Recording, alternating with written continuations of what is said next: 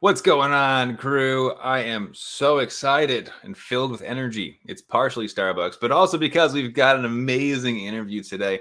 We've got Yakov and his daughter, Sherelle, who's 8 years old, currently at camp and living her best life, enjoying all the junk food and activities and having fun with friends. We're talking about how she, while living with type 1 diabetes, was able to have that fun, that peace of mind, of course, while her dad is at home and also has peace of mind watching from afar that they know that blood sugars are going to cooperate. I'm so proud of them and all the hard work they put into our program and getting these blood sugars in check.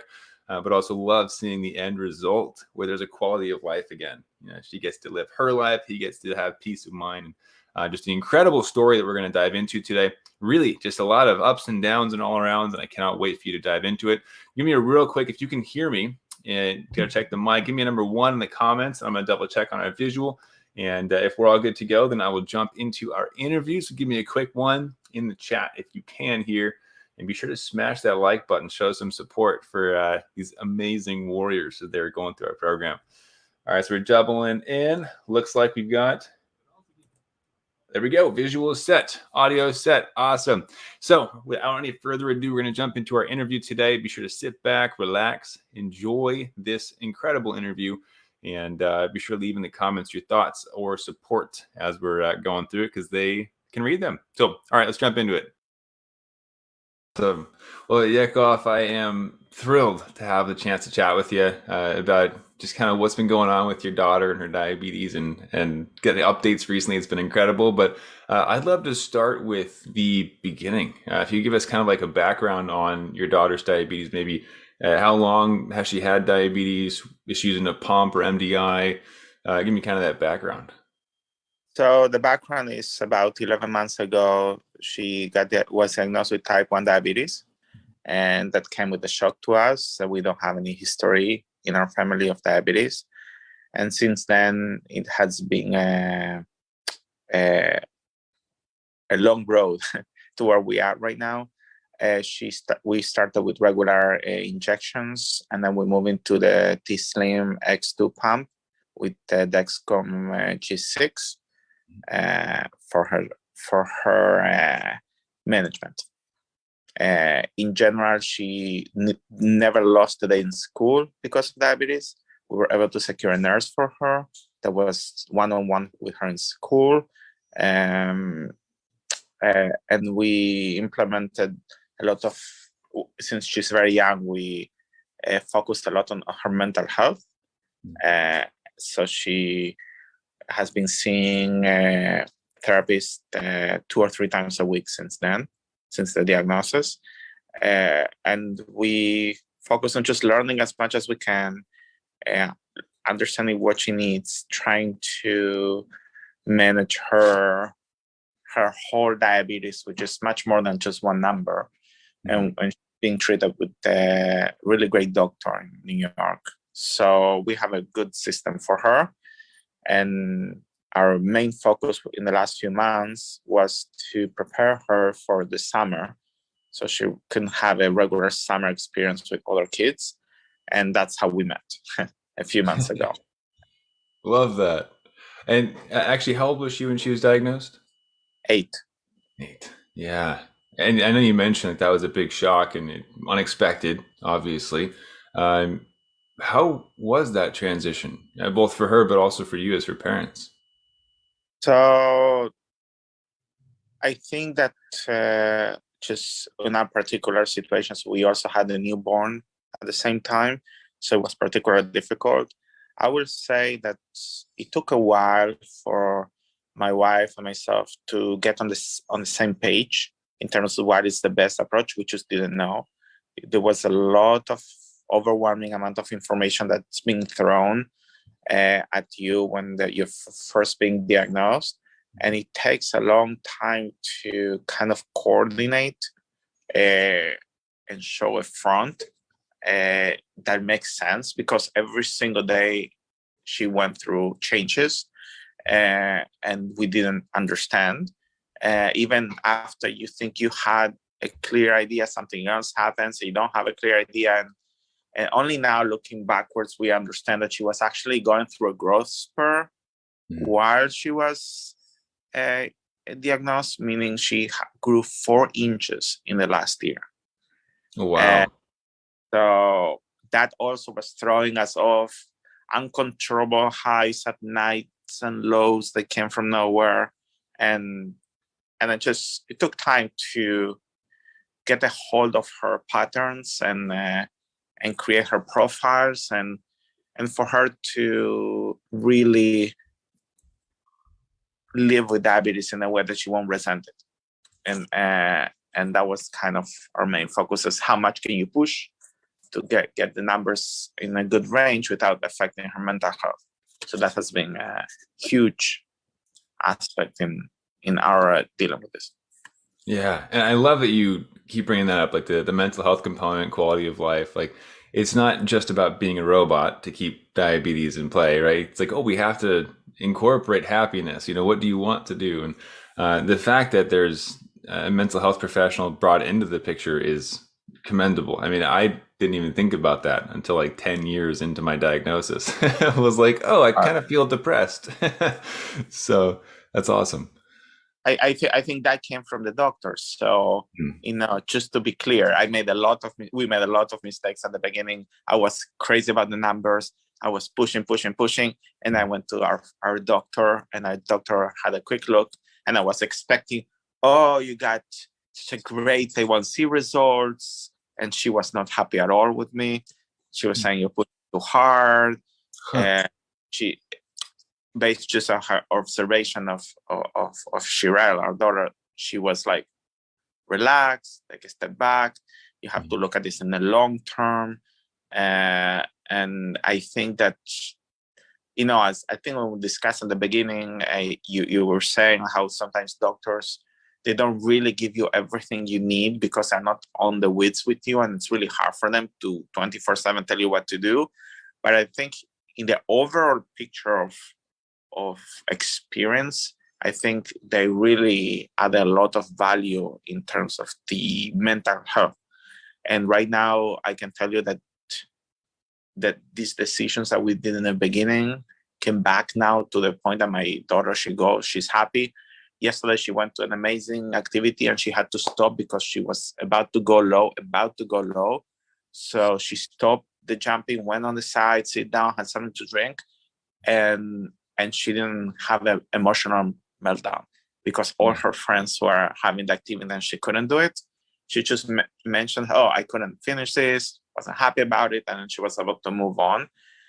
And I think that is where successful management of diabetes really shows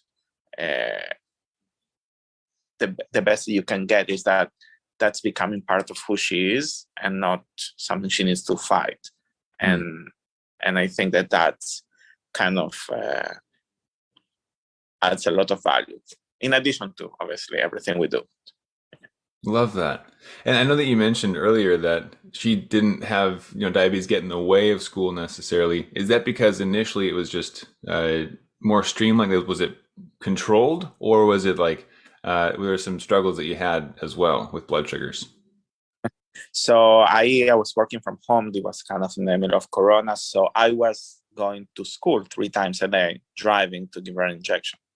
So there was somebody there, and I was driving for the first 2 months until we were able to get a nurse. I was driving every day and then giving her basal. And then before she ate something, I was going there and give her for the snack and then give her for lunch. And then at the afternoon, 3 times driving every day. So she won't miss school. So I wouldn't say that was optimal.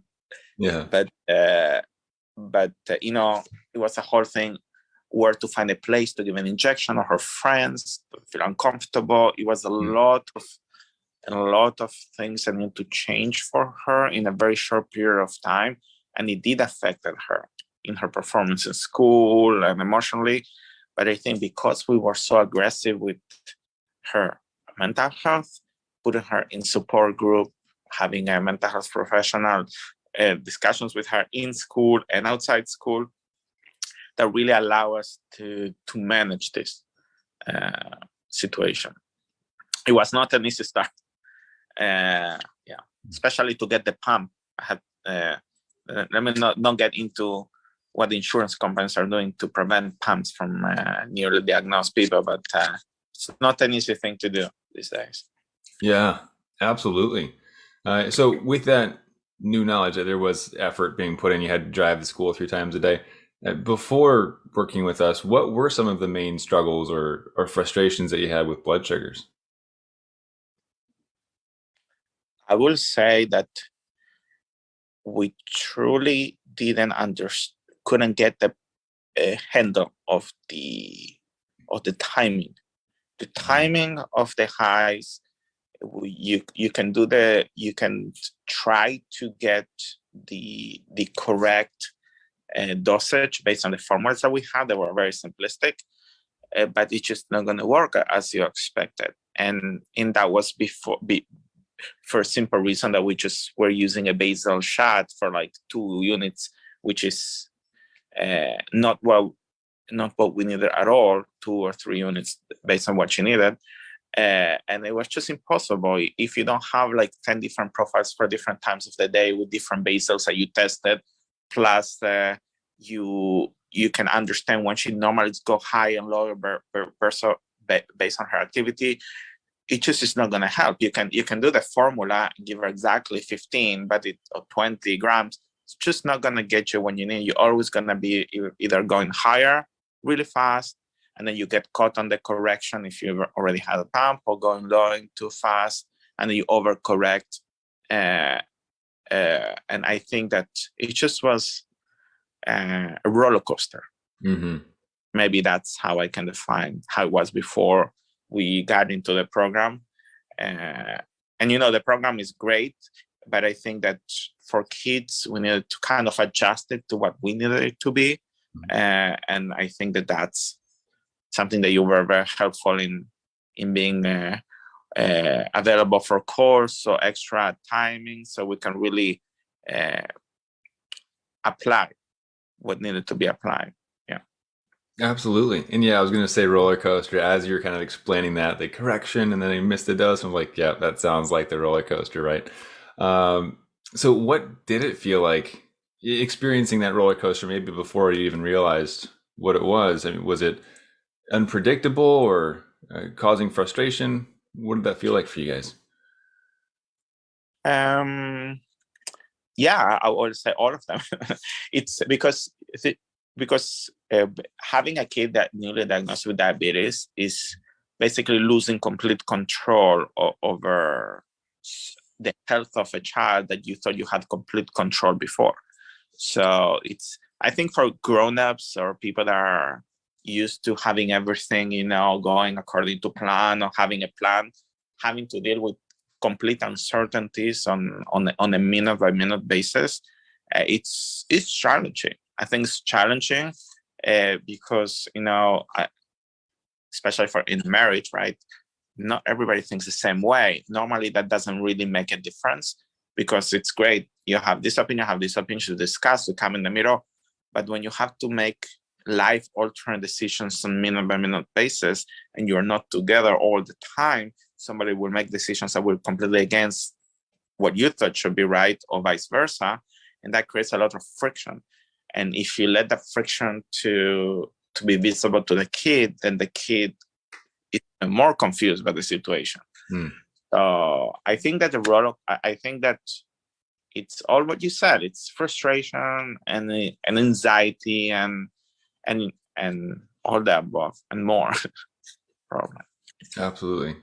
And had you tried anything else before working with us, like any other strategies or diets, or I don't know, dragging all the blood sugars down? Well, I read every book I could get my handle on. I have, if you want, I can show you my library. I am not joking. I have a whole library here of atypical diabetes books. I went all the way through Endroxin system, going through Greenspan book. I got all into science and trying to understand. Mm-hmm. And what I learned from that was that you can replace practical knowledge. Oh, this is not going to help you. You will understand better a little bit why things are happening, but you won't know they only somebody has real practical experience with diabetes and it's living with diabetes, in my opinion, can truly understand this disease. I play chess for over 20 years now, and it's just you can become a chess master in a year, and it doesn't matter how much you learn, because it's you develop a knowledge and intuition that it's just impossible to gain. I realized that that's very simple to diabetes. I think somebody that's in your position, it's similar to a chess master, even a grandmaster, because you really you have to approach this as you have to use tactic and strategies, and you have to know math and probabilities, and you have to apply all this on a intuition-based decision-making system. You just don't have enough time to do all these calculations. And I think that that's why I switched my focus from me trying to learn this to finding the best source that I can find to help me deal with this. And I tried nurses, and I tried reaching out to people that I know, and I tried doctors, and they were great, but they were just not able to give me, not even close to what we needed to do on a day-by-day basis to really comprehend these problems and I won't say solve it, but turn it into something that it's more manageable. Mm-hmm. Absolutely. And I love that chess analogy as well, right? Like, there's the intuition aspect, there's the math, the probability.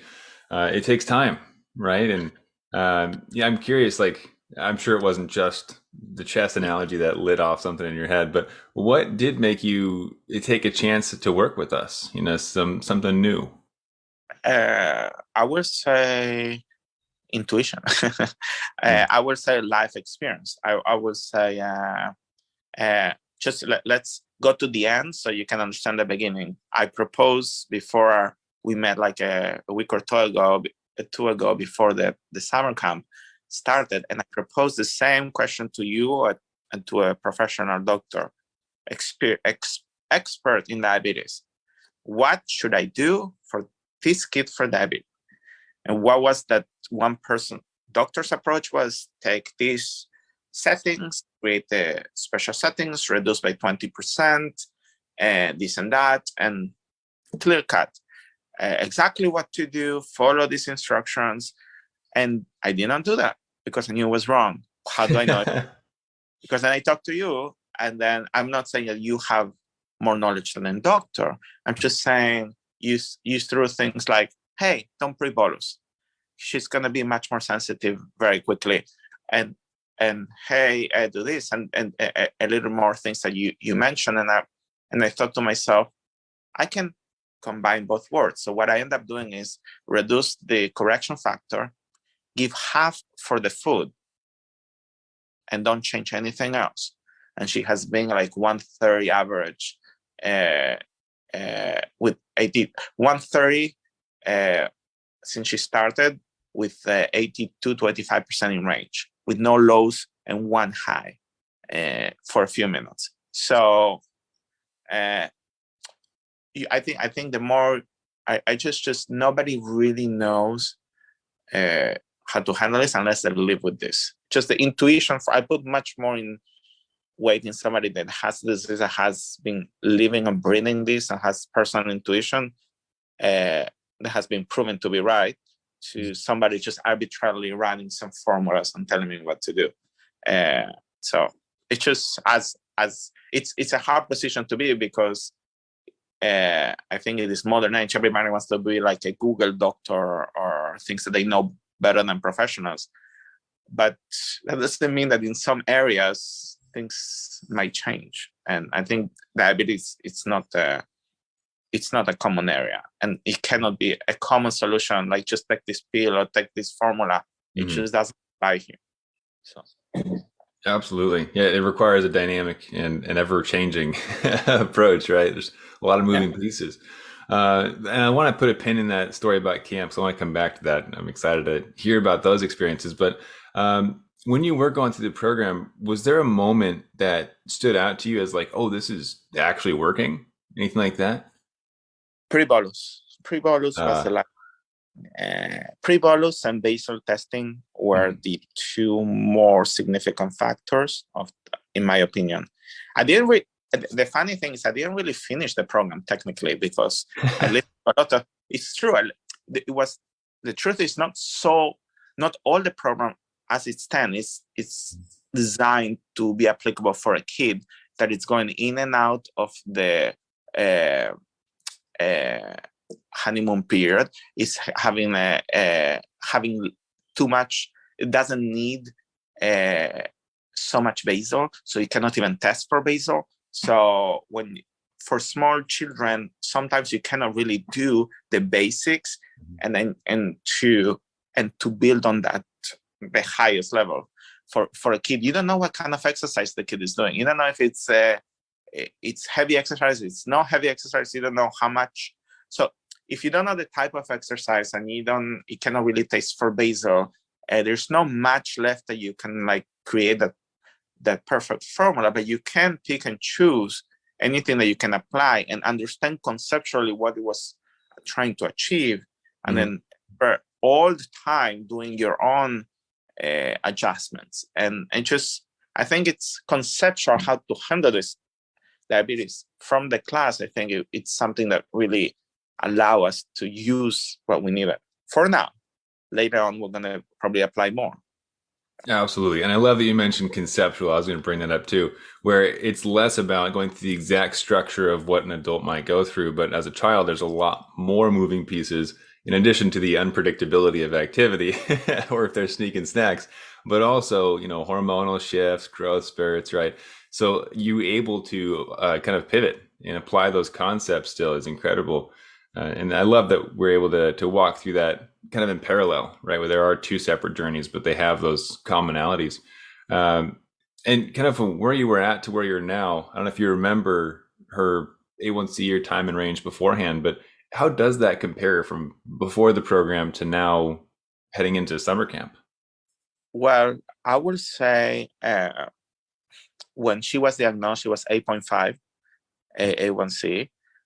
The first 3 months were most challenging, but her second A1C was already 6.7.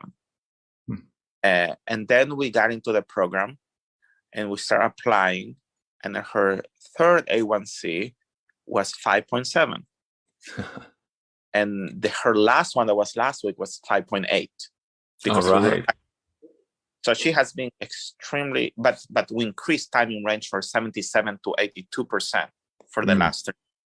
So we concentrate more in timing range and other aspects, and we stop pushing so hard. So she's technically at the beginning stages of pre-diabetic in terms of in terms of numbers. That's kind of what we went through in terms of her numbers and range. I haven't heard anyone that achieved these numbers for this age. I don't know. I don't know. You have seen parents going lower than 6, but it's from the doctor tells me it's very uncommon to be able to achieve these numbers out of the honeymoon period. Yeah, especially as a child, quite rare. So what you've been able to accomplish is pretty incredible. I love hearing about that. But what's cool too is, mentioned earlier, it's not just about the numbers and how initially the doctor told you to back off and and just kind of let her go. The numbers, of course, they're improving, and that's incredible to hear. Like you said, it's nearing pre-diabetic. It's beautiful. But outside of the numbers, like the quality of life aspect, what's that like for you now, sending her off to summer camp? What's that been like for you? So I think no stress. My kid is in summer camp, and we are not even thinking about how her sugar is right now. I look once in an hour or two, but stable.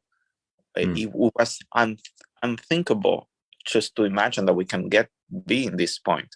And I think that's what we were trying to do from the first time we met. It's like, okay, people are telling me this is impossible. People are telling me I'm going to need a nurse. Mhm. And people are telling just to be next to her, and she's not going to be able to participate in the activities and eating the food. And I just say, no, I don't think it's impossible. I think it's very doable if you approach this the right way.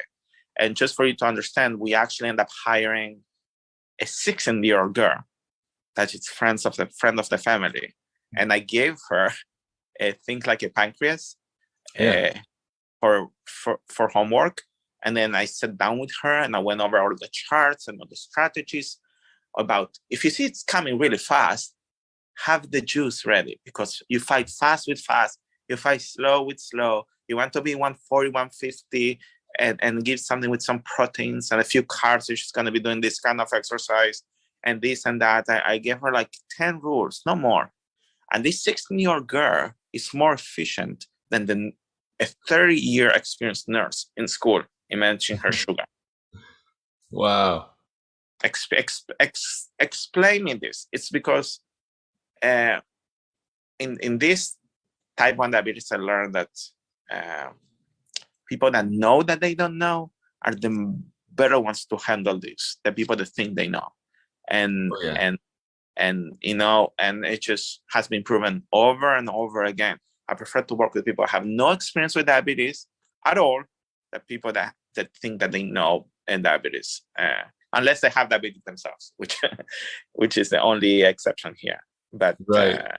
Well, in that situation, they're open to learning, right? I think that's the key, is that they're open-minded to learn new strategies, and that gives them the upper hand. So love that. Yeah, if they don't have diabetes themselves, they got to be open to learning about it and learning new stuff.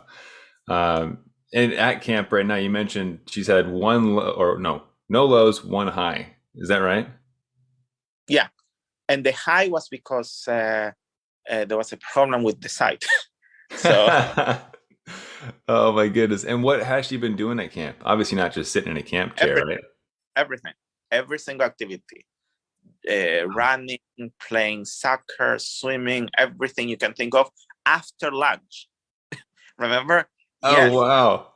After everything. So so I think the secret that I discovered that I haven't mentioned yet, and this is by far the most important aspect, I don't know if you really emphasize that a lot in the plan, is drinking water.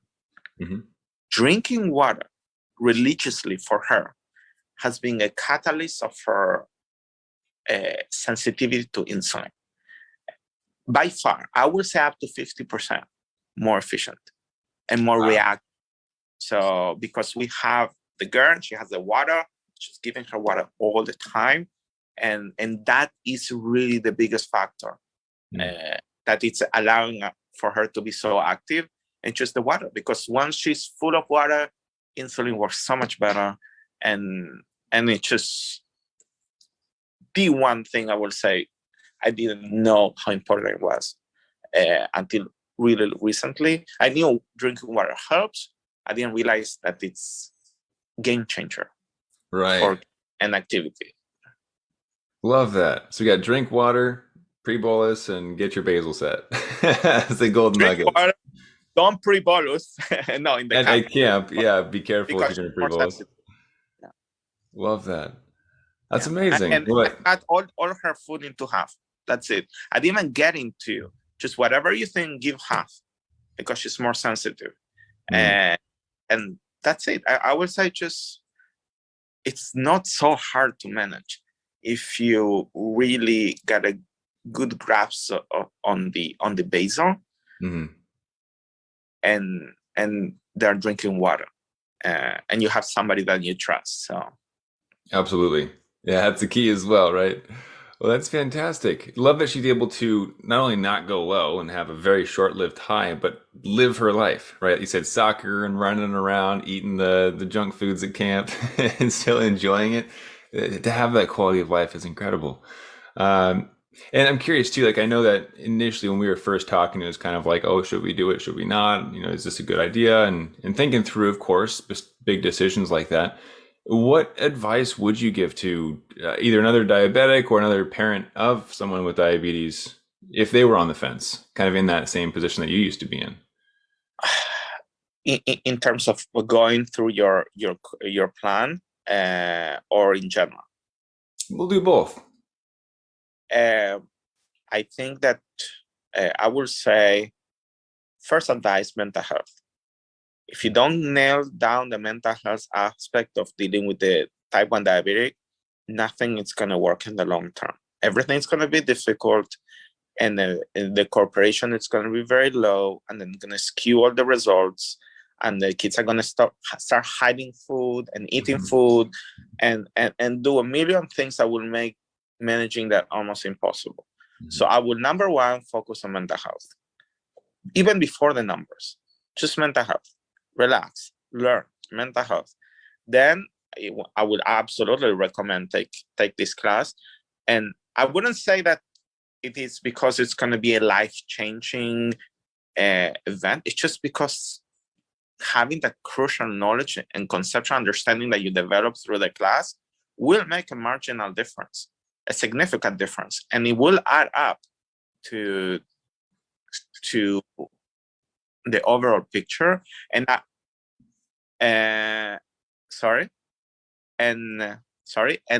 wouldn't have received this knowledge I couldn't find this knowledge anywhere else. And then just having people like you that actually have diabetes, that they're dedicated tremendous amount of time to understand how it works. There's no way to replace that. That's awesome. Absolutely recommend them to go through this. I love that. I love that you mentioned the conceptual piece as well, right? It's not just, here, take this much insulin, you'll be fine. It's like, no, you have to understand how to think about it, right? And then how diabetes works. So that's let me just add something. Yeah. There are things in life you can only understand through a journey. Diabetes is a journey. It's not something you can read in a book. So going through a plan like you have puts you in a kind of a journey that gives you the right time and conceptual understanding to really apply. Even if you cut your program to pieces, you don't really understand why they're so important. But when you go in sequence, you are in a learning journey and really conceptually understand things. And I personally wasn't able to get there myself.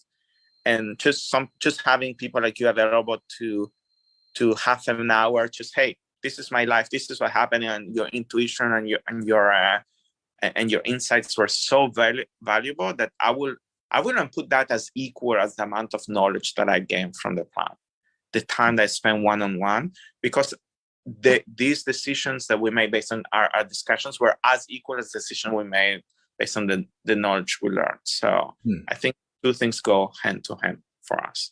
So love that distinction. Yeah, that's awesome. To place the knowledge, know-how with the lived experiences and kind of mapping that out for you. It's fantastic. Yeah, it's awesome. And one other thing I want to mention too, you mentioned you've got this entire library of books that you were reading beforehand. You were doing the research, right? You weren't just hoping that something was going to work. You were putting the effort in beforehand. And during the program as well, it showed you were putting the effort and you were asking questions. Like you said, we hopped on a call not too long ago before camp and nailed down some new strategies there. So I wanted to say that first, I'm proud of you for putting the work in and just attacking this thing, really getting an understanding and working towards it. But also the results that you were able to accomplish, not only for yourself and your own peace of mind, but for your daughter. She gets to go enjoy camp and not be stuck on the sidelines because you're making these phone calls, you're putting the effort in. So I'm sure she is grateful, but I want to say that I'm proud of you for all that work you put in as well. It's huge. Yeah, it's nice to hear where this thinking about sleepaway camp for next year. So next year our goal will be for her to be able to do the site changes on her own, doing the sensor, doing the technology. We're going to keep upping the game for her to be completely independent. So that's kind of our next step. Love that. That's fantastic. Well, I know we're kind of going a little longer today, but is there anything else that you wanted to add in before we wrap up? No, I think that it's just if you got this diagnosis, I think it's overwhelming, and you just have to put the work. If you're not gonna put the work, it's just not gonna happen. You can pay at any amount you want, to the best classes. If you're not dedicated to this, it's not gonna, the results are just not gonna come, because it's a chain that has many pieces, and even one of them is weak, it's just not gonna work. So yeah, just put the work, and you will see results. That's huge. Yeah, do the work if you expect to see the results. I love that. Yeah. Well, Yakov, thank you so much for your time today. Sharing your story. I know a lot of people are going to hear this and be inspired, realizing that everybody can, make positive steps in their diabetes management, and you don't have to feel stuck. So we appreciate you for taking time, sharing your story. It means a lot. So thank you so much. Anytime. Yeah, and everybody else, thank you for hanging out with us, listening to Yakov's story with his daughter, Sherelle. Of course, if you want to get more information or even just a training on the concepts that we do teach, there is a free training over at diabetesinaction.com. You can go check that out and take some notes. Again, Yakov, you're awesome. Love the effort you're putting in, changing your daughter's life. And can't wait to hear about how the rest of camp goes. So have a great one. Sure. Have a nice one. Thank you, guys. Have a great day. Keep up the fight.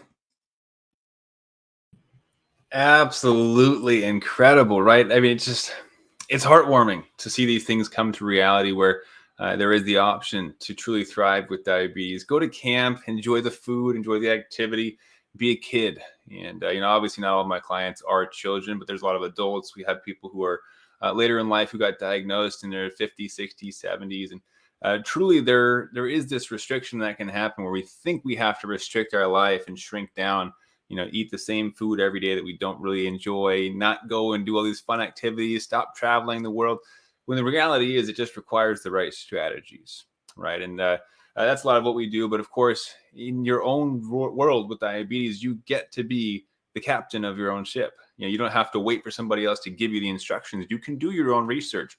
As you heard with Yakov, he has an entire library full of diabetes books. And I love that. I love that he was doing his own research even before we met, before we worked together, which just gave him a stronger foundation for when we did start implementing new strategies and discussing new concepts for diabetes management. So absolutely thrilled with the work and the accomplishments that they put in. They were able to get through. And of course, happy to hear about all of these new clients of ours just living their best lives. And so, of course, if you are looking for something, you saw the link in that video, you can go check out that free training. If you'd rather have a discussion, though, and see if we can help with your situation, because you might feel that you're different, or maybe you have specific questions that you just need a quick chat about to see if we can get you a quick win, you can drop the word coach in the comments right now, and myself or one of our team members will reach out to you. See what's going on. See if we can help either long term or even just in that chat. Maybe we can give you a quick answer or a quick resource to get you going. But I hope you guys are having a fantastic week. Next week, we've got some really exciting topics for you as we jump into a live training specific to insulin-dependent diabetes and getting deeper into that realm. So let me know if I can help with you guys. Feel free to drop that word coach. And if not, keep an eye out for some fun new trainings next week as we jump into it. So next week, 4 p.m. Pacific, 7 p.m. Eastern every Thursday. Hope you're having an amazing week so far. Hope it continues. And as always, keep up the fight.